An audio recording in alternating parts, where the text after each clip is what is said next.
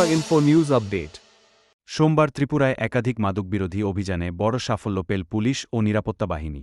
সিদাই থানার অন্তর্গত কালাবাগান এলাকায় যৌথ অভিযানে বিপুল পরিমাণ শুকনো ও আধা শুকনো গাঁজা উদ্ধার করে ১৬ জনকে আটক করা হয়। পাশাপাশি সোনামুড়া থানার দুলুঙ্গা এলাকায় প্রায় ৫ লক্ষ ফলন্ত গাঁজা গাছ কেটে ধ্বংস করা হয়। পুলিশ জানিয়েছে, মাদক চাষ ও পাচার রুখতে এই ধরনের অভিযান আগামীতেও জারি থাকবে।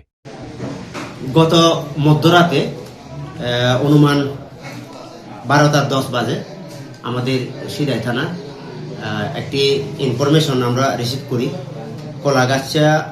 কলাগাছিয়া রাবার বাগানের কাছাকাছি কোনো এক নির্জন স্থানে নাকি অবৈধ গাঁজা কেউ মজুত করে রেখেছেন। আমরা ওই খবর পাওয়ার পরে যথারীতি আমরা আমাদের প্রসিডিউর মতো হায়ার অথরিটিকে জানিয়ে আমরা ওই ঘটনাস্থলে পৌঁছি, যেখানে আমরা STF, anti narcotics, BSF, CRPF এবং মোহনপুর সাব ডিভিশনের বিভিন্ন পুলিশ স্টাফ, আমি নিজেই ওইখানেও আমরা অবস্থান নিই এবং ওইখানে অবস্থানকালে আমরা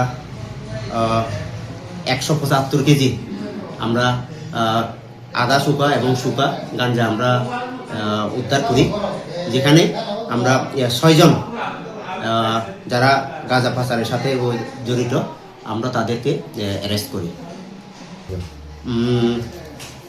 ওনারা হলেন গৌতম সরকার, বিকাশ নম, শম্ভু দত্ত, বিশ্বজিৎ সরকার, বিশ্বজিৎ দে এবং শুক্র মুন্দা।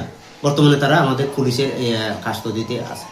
আজকে আমরা মাননীয় আদালতে তাদেরকে রিমান্ডে আমরা প্রেরণ করব।